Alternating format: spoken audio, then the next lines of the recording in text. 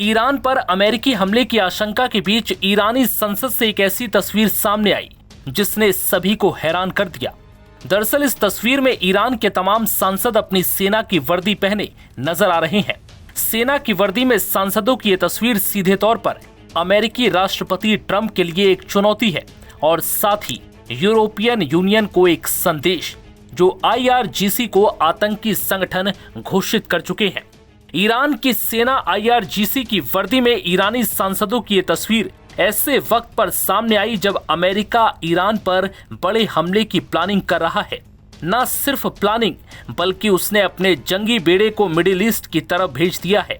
यानी कुल मिलाकर अमेरिका ईरान के लिए इस वक्त सबसे बड़ी मुसीबत बना हुआ है।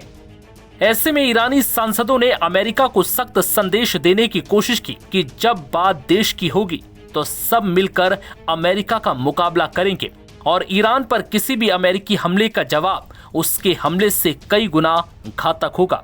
अमेरिका और ईरान में चल रहे तनाव के बीच ईरानी सांसदों ने अपनी पारंपरिक वेशभूषा छोड़कर इस्लामिक रेवोल्यूशनरी गार्ड्स कॉर्प्स की सैन्य वर्दी पहनकर सदन की कार्यवाही में हिस्सा लिया। ये यूरोपीय संघ के उस फैसले के खिलाफ सीधा विरोध था जिसमें IRGC को एक आतंकवादी संगठन घोषित किया गया।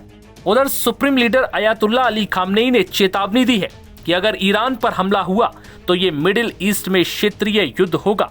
ट्रंप इस बात को अच्छे से समझते हैं। रविवार को ईरानी संसद इस्लामिक कंसल्टेटिव असेंबली के मंच पर एक बड़ा बैनर लगा हुआ था जिस पर लिखा था, रेवोल्यूशनरी गार्ड्स दुनिया का सबसे बड़ा आतंकवाद विरोधी संगठन है। तस्नीम न्यूज एजेंसी के अनुसार सांसदों ने न केवल वर्दी पहनी बल्कि यूरोप शर्म करो, अमेरिका मुर्दाबाद और इजराइल मुर्दाबाद के नारे भी लगाए।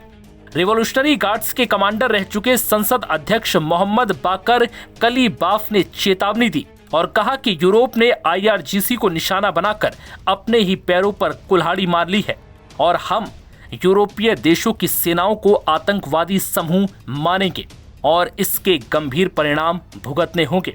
ईरानी संसद के आक्रोश के बीच ईरान के सर्वोच्च नेता अयातुल्ला अली खामनेई ने सीधे तौर पर अमेरिकी राष्ट्रपति डोनाल्ड ट्रंप को चेतावनी दी। खामनेई ने कहा कि अगर अमेरिका ईरान पर कोई भी सैन्य हमला करता है तो ये केवल ईरान तक सीमित नहीं रहेगा बल्कि पूरे मिडिल ईस्ट में एक रीजनल वॉर को जन्म देगा। इस बीच अमेरिकी विमान वाहक पोत USS अब्राहम लिंकन और युद्ध पोत पहले से ही अरब सागर में तैनात है।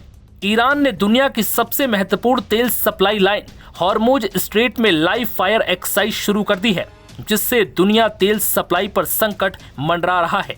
ट्रंप पिछले कई दिनों से जिस तरह से धमकी दे रहे हैं और ईरान को चारों तरफ से अमेरिकी सेना द्वारा घेरे जाने का दावा कर रहे हैं, वो ये बयां कर रहा है कि ट्रंप या तो सही वक्त का इंतजार कर रहे हैं या फिर सैन्य तैनाती और गीदड़ भभकी के जरिए खामनेई को डराकर सरेंडर करने पर मजबूर करना चाहते हैं।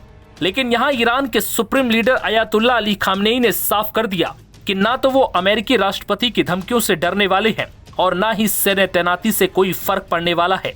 इतना सब कुछ होने के बावजूद खामनेई ने एक बार फिर अमेरिकी राष्ट्रपति ट्रंप को सीधी चेतावनी दे दी और ये साफ कर दिया कि अगर अमेरिका युद्ध शुरू करता है तो इस बार ये मिडिल ईस्ट में एक क्षेत्रीय युद्ध होगा। नव भारत टाइम्स की रिपोर्ट।